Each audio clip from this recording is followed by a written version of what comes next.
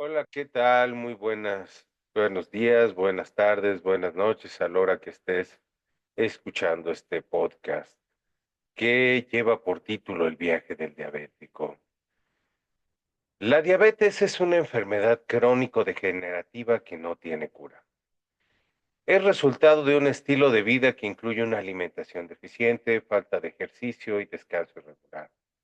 Existen tratamientos que ayudan a controlar los síntomas y evitar que esta enfermedad genere estragos en la salud de quienes la padecemos. Sin embargo, la enfermedad sigue avanzando en sus efectos en la salud y tarde o temprano afecta un órgano o función que nos quita calidad de vida o nos puede costar la vida. Soy José Luis Reynoso, psicólogo de profesión y diagnosticado con diabetes desde agosto del 2020. Los invito a un viaje personal en el que durante un año buscaré llegar a un nivel de control de la diabetes que me permita vivir lo más plenamente y con el uso mínimo de medicamentos. El día de hoy quiero platicar con ustedes acerca del proceso de diagnóstico de la diabetes. Me parece importante porque, pues, a lo largo del proceso vamos enfrentándonos con diferentes situaciones que hacen difícil integrar la información. Porque, bueno, de entrada creo que uno de de las principales dificultades a los que nos vamos enfrentando es el proceso de negación alrededor del diagnóstico. Es muy curioso, porque uno nunca cree que aquello que ama lo pueda matar. Déjenme pongo un ejemplo, un par de ejemplos, ya que me he estado aproximando a la literatura, he leído un par de libros recientemente que me parece que tienen ejemplos análogos a lo que ha sido mi experiencia en cuanto al diagnóstico de la diabetes. Un ejemplo está tomado de La insoportable idea de no volver a verte de Rosa Montero, que habla de la relación de Madame Curie con el radio. Aquí me parece importante señalar que la inteligencia no es un factor que haga una diferencia fundamental en cuanto a ponerse en una situación de riesgo. Eh, es claro que Madame Curie fue una de las mujeres más brillantes del siglo XX. No, fue una de las primeras mujeres en ganar un doble, bueno, la primera en ganar un doble premio Nobel, este, por sus descubrimientos. O sea, la inteligencia de esta mujer nunca estuvo en duda. Y sin embargo, llevaba un pedacito de radio en su delantal cuando ya había datos e información que hacía evidente que el nivel de radiación que producía podía ser peligroso para la salud. Pero bueno, pues esta mujer estaba tan apasionada con lo que le estaba dando sus investigaciones sobre el radio, sobre el polonio, que no se esperaba que algo que quisiera tanto, algo de lo que pudiera sentirse tan apasionada, pudiera matarla. El segundo libro que estoy leyendo recientemente es El Invencible Verano de Liliana, el cual va narrando un poquito la historia de el asesinato de un estudiante de arquitectura por parte de un exnovio. Y es curioso porque pareciera ser que es como la misma premisa. No esperas que alguien que te amó a alguien a quien amaste pudiera hacerte daño y tiendes a dar por hecho o hacer obvio algo que tienes ahí presente, donde hay suficiente información. Todo el mundo va haciendo recomendaciones acerca de alejarte de esa persona y sin embargo lo mantienes ahí. Entonces, les digo, ¿por qué pienso que estos son 2 ejemplos son importantes al respecto de esto? Precisamente porque ambos hablan de mujeres muy inteligentes, de una inteligencia innegable y que sin embargo terminaron valorando de una manera deficiente una situación que finalmente les costó la vida. Yo no me siento exento de una situación así, ni tampoco quisiera pecar, de vanidad al ponerme en la misma liga que Madame Curie. o el personaje de Liliana. El asunto es que, pues, me pasaron cosas semejantes alrededor de la diabetes. Por ejemplo, uno de los grandes errores que yo cometí fue pensar que todo giraba alrededor del azúcar, ¿no? Que era la única vía para la generación de incrementos en glucosa, perdón, sin tomar en consideración a los carbohidratos. Entonces, por ejemplo, en mi caso, yo pensaba y estaba convencido que cuidaba mi salud al eliminar la azúcar refinada, pero bueno, pues consumir productos de carácter light, según yo, moderadamente, unos 2 o 3 a la semana. La verdad es que eran eventualmente más, pero que decía, como son productos light, pues no me van a hacer daño, no son azúcar. Sin embargo, no tomaba en consideración toda otra serie de carbohidratos, panes, un tipo de fritangas, en los cuales, pues, vienen cualquier cantidad de carbohidratos que, pues, bueno, pueden convertirse eventualmente en glucosa. Entonces, uno se va engañando, va pensando que tiene una especie como de conocimientos, saberes y capacidades que te ponen por encima de las demás personas. Y en mi caso en particular, me llegué a hacer a la idea de que a mí no me iba a pasar, que aunque había antecedentes en mi familia de diabetes, ¿no? Pues que a mí no me iba a dar, precisamente porque mi estilo de vida, lo inteligente que era para escoger ciertos productos, me iba a mantener al margen.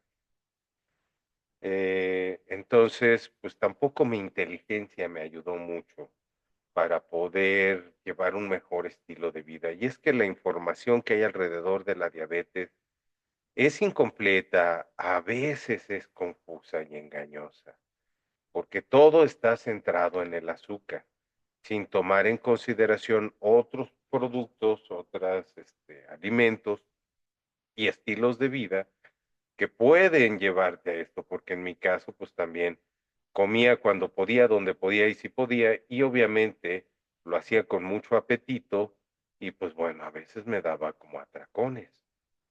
Nada de esto, pues, ayudaba a evitar que pudiera incurrir en la diabetes tarde o temprano. Entonces, a mí sí me parece que la información que hay alrededor de la diabetes debería de ser mucho más clara, no estar exclusivamente focalizada en el azúcar, digo, sí es un factor importante, pero creo que tendríamos que hablar completamente del estilo de vida en el que estamos centrados, ¿no? Les digo, en altos niveles de consumo de carbohidratos, malos ritmos de alimentación y obviamente una vida sedentaria. Entonces, bueno, creo que por ahí podríamos empezar esta parte. No hay que creernos más listos, no hay que creernos que a nosotros no nos va a pasar. Yo creo que además los hombres somos muy curiosos al respecto. Nos vamos moviendo por la vida en general, como si nosotros no nos fuéramos a enfermar o enfermarnos. Es sinónimo de algún tipo de debilidad o deficiencia. Y por lo mismo tendemos a descuidar las visitas al médico, a obviar y descuidar los malestares físicos, porque de alguna manera los vemos como una especie de debilidad. Y obviamente al no querer mostrarnos débiles, pues no vamos al médico, no atendemos las cuestiones de nuestra salud. Y en todo caso, vamos al médico cuando lo que era una bolita de tamaño de un granito termina siendo una pelota del tamaño de una pelota de golf o mayor. Entonces, creo que es importante superar esta parte de negación para poder llegar a un diagnóstico pronto, ¿no? ¿Esto qué va implicando? Creo que necesitamos una nueva relación con nuestro cuerpo. reconocer los mensajes que nos manda nuestro cuerpo, volver a conectarnos para que ante el más mínimo indicador de riesgo, de preocupación al respecto de nuestra salud, lo estemos atendiendo de inmediato y no estemos dejando pasar tiempo valioso para la atención pronta, temprana de cualquier trastorno a nuestra salud. En mi caso, me empecé a dar cuenta que tenía diabetes por una serie de situaciones muy específicas alrededor de mi funcionamiento cognitivo. Digo, no de balde, soy psicólogo y obviamente a partir de ahí tenía que empezarme a dar cuenta. ¿Qué en específico? Bueno, lo primero, se me presentaba una especie como de neblina mental. ¿Qué es esto? Tenía dificultad para hilar ideas.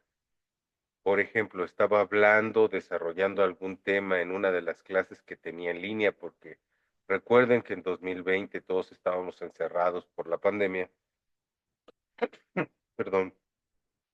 De repente, pues estaba dando una clase y me quedaba en así, vacío, se me olvidaba cuál era el tema que estaba dando de inmediato, así lo que estaba hablando 5 segundos antes, perdía la hilación solo por detenerme y poner atención a algo más. Y cuando iba desarrollando mis clases o hablando con la gente, era una sensación como de ir caminando sobre arenas movedizas, pensamientos lentos, que se me dificultaba organizar ideas, vincular conceptos. Me sentía sumamente torpe en temas que tenía por demás dominados. También me fui dando cuenta que mi gestión de emociones no era la misma que antes, porque de repente cosas que podía lidiar adecuadamente me empezaban a enojar mucho, al grado tal de empezar a perder el control de mí mismo, se empezaba a temblar, empezaba a tener un tic en el cachete que me empezaba a brincar, cosas que no me pasaban antes ante situaciones muy parecidas. Entonces, pues bueno, fue cuando empecé a sospechar de tener un problema de salud, pero aún así me rehusaba. De repente, al subir algunas escaleras, pues empecé a sentir algo de agotamiento, dificultad para respirar y se me aceleraba el corazón. Yo pensé en ese momento que había contraído COVID, porque, pues bueno, en ese entonces todos estábamos centrados en el COVID y era como una de las preocupaciones principales para cualquiera. Y pues primero me hice los exámenes correspondientes a COVID, no salió nada, o sea, digo, todos los resultados fueron negativos, hasta que un médico pues me empezó a cuestionar acerca de mis antecedentes y pues bueno, me empezó a hacer la sugerencia de que me fuera a hacer un análisis especializado para poder determinar si tenía yo diabetes o no. Entonces, pues sí tuve que ser confrontado por un médico, descartado otras enfermedades que aunque pudieran ser terribles como lo era el COVID en ese entonces, pues a lo mejor era algo que me generaba menos angustia, sobre todo, pues por lo que les decía, los antecedentes familiares que ya tenía yo alrededor de la diabetes. En mi familia la diabetes se comportó de una manera muy, muy curiosa. Mi abuela era diabética, aunque no murió de ello, ella murió en un accidente automovilístico. Pero la diabetes se brincó una generación, ella tuvo 8 hijas y ninguna de mis tías o mi mamá padeció de diabetes. Eh, pero en la siguiente generación casi todos los primos somos diabéticos o vamos que volamos para ello. Entonces, pues supongo que el estilo de vida que llevaron también debe haber impactado bastante en esto. Pero bueno, este, pues ya eventualmente llegué a una clínica especializada en diabetes que se encuentra en la misma colonia donde vivo, aquí en el Estado de México, en Cuautitlán Izcalli. Y pues el médico de la clínica, después de mandarme a hacer varios estudios de laboratorio, sobre todo el de hemoglobina glucosilada, el cual te da un indicador sobre el tiempo de los niveles de glucosa en sangre, pues me corroboró la idea de que, bueno, me corroboró el diagnóstico de que tenía diabetes.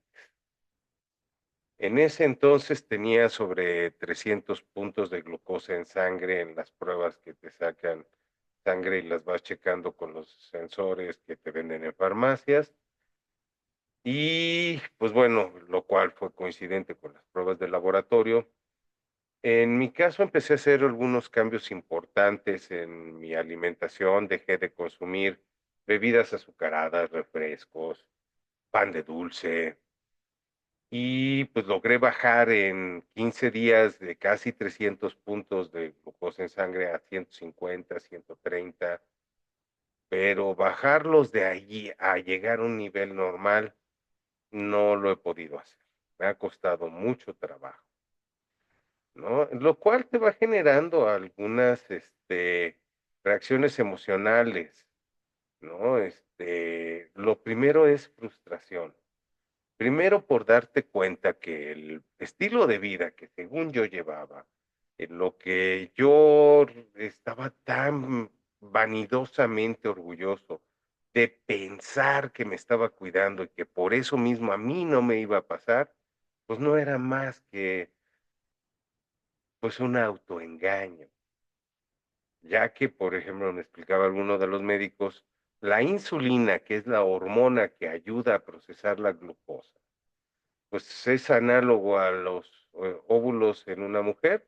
Ya nacemos con cierta cantidad de insulina, lo mismo que una mujer ya nace con los óvulos que va a poder desarrollar a lo largo de su vida. Y el asunto con la insulina es que ésta se activa con cualquier cosa dulce, ya sea azúcar o algún otro producto light. Esto quiere decir que si nos gastamos nuestra glucosa, pues se acabó, ¿no? Y nos la podemos acabar con cualquier cantidad de cosas, incluso, como les decía, con carbohidratos. Entonces, pues, nada más era hacerme un poquito, tonto al no estar cuidando todos los aspectos de mi salud, pero bueno, cuando te confrontas contra eso, te da mucha frustración. Te da incluso una sensación de culpa, porque la información siempre está allí, pero es curioso también, la información alrededor de la diabetes también es medio contradictoria e incompleta, y de veras requiere que uno le vaya rascando, porque, por ejemplo, nadie le explica a uno qué diferencia hay entre resistencia a la insulina y diabetes, hasta que ya la tienes, ¿no? Por ejemplo, la resistencia a la insulina es una condición previa a la diabetes en la cual se produce insulina, el páncreas está produciendo insulina, pero esta no está funcionando adecuadamente para el procesamiento de la glucosa. El problema con esto es que para poder identificarlo, pues requieres pruebas muy específicas alrededor del procesamiento de la glucosa. Y no todos los médicos te mandan a hacer este tipo de análisis, ni todas las laboratorios te ofrecen este tipo de análisis. Entonces, muchas veces no vas sabiendo las condiciones específicas alrededor de tu trastorno metabólico, alrededor de la diabetes y las condiciones específicas que puedas estar presentando. Entonces, pues claro que da una frustración enorme, que de repente empiezas a cuidarte mucho más, que esperas tener mejores resultados en comparación con los primeros que fueron bastante importantes, y de repente vas esforzándote, y los resultados no son los que. También da frustración cuando vas viendo a personas que, híjoles, las ves tomarse 2 litros de Coca-Cola, 3 panes, un chocolate, y casi, casi los forman, y no les pasa nada. No tienen diabetes, es más, son clínicamente sanos. Y uno dice: "Bueno, ¿por qué tú sí y yo no?". La frustración no es la única emoción que aborda, obviamente da mucho miedo, porque pues digo, obviamente lo primero que te viene a la mente es toda la cuestión alrededor de la muerte. Uno de mis primeros médicos hizo una broma que hasta el momento no se me olvida porque fue de un alto impacto para mí. Él me dijo que a los diabéticos les gustaba morirse por partes, o sea, primero se acababa su sexualidad, luego perdían una pierna, un riñón, la vista, hasta que finalmente, pues, un infarto los mataba.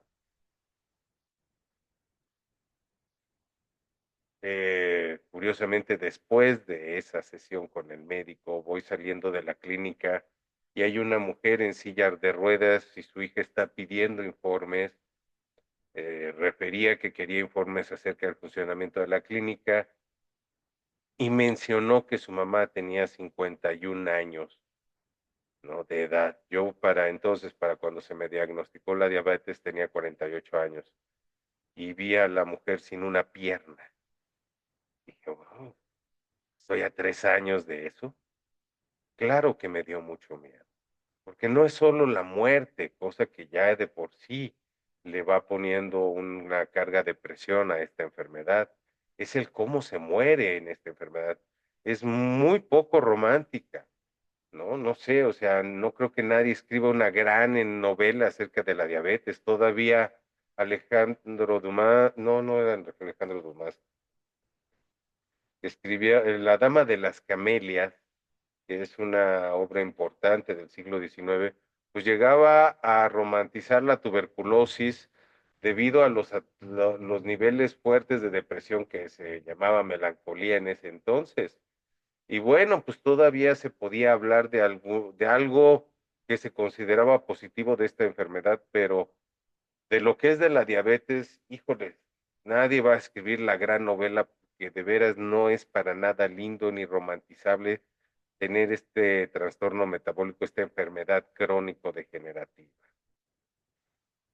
Yo creo que eventualmente uno va aceptando que tiene una condición de diabetes, ¿no? Pero bueno, pues en la misma medida, les digo, se da esta ilusión de poder, esta ilusión de yo puedo revertirla, yo puedo cambiarla. Hay tanta información en Internet que te hacen sentir que si no cambias, si no mejoras, si no te casi, casi curas, pues es porque no quieres. Yo creo que también es bien importante hablar de la culpa que se presenta alrededor de la diabetes. ¿Por qué culpa? Porque esta es una enfermedad que es resultado del estilo de vida, de las decisiones que uno va tomando. Y pues bueno, al final del día sabes que tus malas decisiones en cuanto a alimentación, ejercicio, descanso, fueron las que te llevaron a desarrollar este problema. Entonces, pues de esa misma manera, sientes o llegas a pensar que el hecho de no poder llegar a remitirla sigue siendo tu culpa cuando hay múltiples factores que están involucrados en eso. Entonces, pues bueno, creo que es importante empezar a quitar esta carga, porque la culpa genera una situación de malestar, de vergüenza, como que uno quiere ocultar esta situación, no lo aceptas, ¿no? Y bueno, pues en esa misma medida, pues vas evitando apegarte al tratamiento y buscar, pues mejores alternativas de salud. Entonces, también un poquito para cerrar, me es importante señalar que esto es un circuito que es más bien de carácter somatopsíquico que psicosomático. O sea, la diabetes es un resultado integral de un estilo de vida, ¿no? Pero bueno, pues este estilo de vida y este trastorno metabólico, pues impacta en los procesos cognitivos, como les decía. Uno no piensa bien y es que creo que también otra de las cosas que no se especifican tan claramente alrededor de la diabetes es que esta implica problemas de circulación. Entonces, pues bueno, todos los nutrientes que requerimos para funcionar se trasladan en la sangre. Si hay problemas de circulación, hay que empezar a pensar que las extremidades se encuentran en una situación vulnerable, de ahí el pie diabético, porque una herida mal cuidada se puede infectar y al no haber una buena circulación, pues no llegan los anticuerpos para poder hacer su trabajo y fácilmente se puede infectar. También, pues bueno, hay que pensar en la cabeza como una extremidad. Y al no llegar suficiente oxigenación para que nuestro cerebro funcione, no estamos procesando adecuadamente la información. Fácilmente nos desesperamos, llegamos a ser bastante necios, no solo por una cuestión de carácter o de personalidad, no estamos funcionando bien. Por ende, nuestra gestión emocional también es deficiente. De hecho, uno se empieza a volver impulsivo. Las emociones se imponen en nuestra vida. Entonces, cuando estamos alegres, estamos desbordantes y todo nos parece maravilloso. Cuando estamos tristes, nos vamos hasta abajo y pensamos, Diosito, ya llévame, la vida no vale nada. E igual, ¿no? Cuando nos enojamos, somos volcánicos, nos desbordamos. Entonces, pues bueno, debido a esta condición, pues no estamos tomando las mejores decisiones. Entonces, en la medida, por ejemplo, que yo he podido controlarme, obviamente mis procesos cognitivos se vieron rápidamente mejorados. Aunque bueno, pues hay días malos, hay días en los que sé que de repente no me he cuidado tanto y al día siguiente la consecuencia pues está dada en esta dificultad para concentrarme,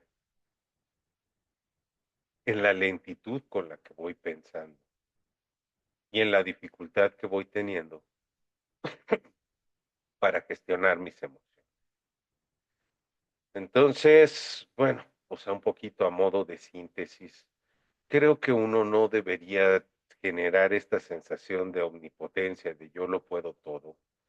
Es importante una cultura de prevención que incluya una información clara, amplia, que no esté focalizada solamente en el consumo de azúcar, que haga referencia al estilo de vida que vamos llevando.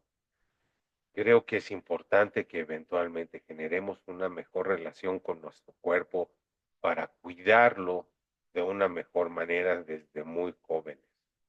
Y sobre todo, pues que les digo, no nos engañemos.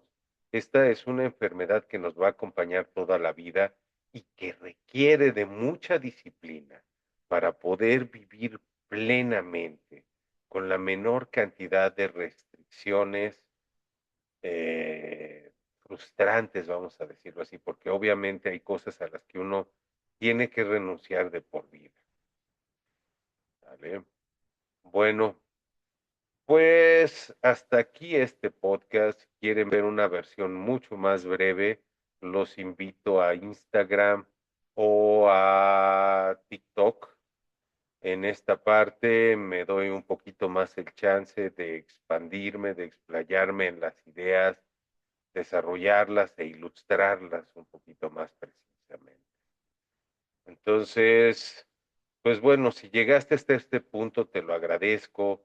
Si conoces a alguien que tenga diabetes, que les interese que se apoyen a partir de este proyecto, pues invítenlos a seguirme, a que no se sepan solos, que pues vamos varios en este proceso, ¿no? A crear una comunidad centrada en la esperanza de que podemos tener un mejor estilo de vida en la, pues sí, en la organización, en la rigurosidad de los estilos de vida y que las redes sociales tan ampliamente criticadas, pues también pueden funcionar para generar estos círculos de esperanza y que los likes sirvan, pues en buena medida para mantenernos motivados a hacer los cambios que tenemos que hacer. Espero tus comentarios en la cajita de comentarios para poder ampliar la discusión, para poder ampliar la reflexión alrededor de lo que les voy comentando. Suscríbanse y bueno, pues en la medida de lo posible, denle mucho amor a este podcast, difúndanlo para que podamos hacer una comunidad cada vez mayor. Cuídense mucho y nos estamos viendo en el siguiente podcast donde me gustaría hablar de nuestra alimentación y de la relación que llegamos a establecer con el alimento y lo que estoy tratando para mejorar esa relación. Cuídense mucho. Hasta la próxima.